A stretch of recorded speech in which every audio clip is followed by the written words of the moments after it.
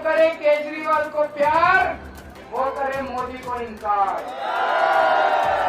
गृह मंत्री अमित शाह ने दिल्ली के मुख्यमंत्री अरविंद केजरीवाल पर जमकर निशाना साधा। उन्होंने शराब घोटाले को लेकर कहा कि कई लोगों को बड़ी बोतल दिखानी पड़ेगी। वहीं कांग्रेस पर भी तीखे वार किए। शाह ने एक न्यूज एजेंसी को दिए इंटरव्यू में केजरीवाल के चुनाव प्रचार पर हमला बोला। उन्होंने कहा, एक मतदाता के तौर पर मेरा मानना है कि वे जहां भी जाएंगे लोग शराब घोटाले को याद करेंगे। उन्होंने आगे कहा कि कई लोगों को तो बड़ी बोतल दिखानी पड़ेगी। दिल्ली सीएम के अगर आप मुझे वोट देंगे तो मुझे जेल नहीं जाना पड़ेगा वाले बयान पर गृह मंत्री शाह ने कहा, इससे बड़ी सुप्रीम कोर्ट की अवमानना नहीं हो सकती। क्या सुप्रीम कोर्ट जीत और हार पर फैसला करेगा? शाह ने भाजपा ने 400 पार और संविधान बदलने की अटकलों पर भी बात की। उन्होंने कहा, निश्चित रूप से नहीं, हमारे पास पिछले 10 साल से संविधान बदलने के लिए बहुमत है। आपको क्या लगता है कि बाबा एंड कंपनी बोली और देश मान लेगी? देश ने ही हमें बहुमत दिया है। देश की जनता जानती है कि पीएम मोदी के पास से पिछले 10 सालों से संविधान बदलने के लिए पर्याप्त बहुमत है।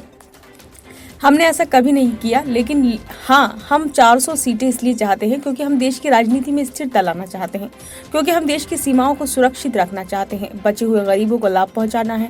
उन्होंने आगे कहा कि हमने 10 वर्षों में अपनी सीटों का उपयोग कैसे किया। अनुच्छेद 370 को निरस्त करके और 3 तलाक को खत्म करने से राम मंदिर का निर्माण करने तक किया। हमने समान नागरिक संहिता लागू किया। बहुमत के दुरुपयोग का इतिहास मेरी पार्टी का नहीं है।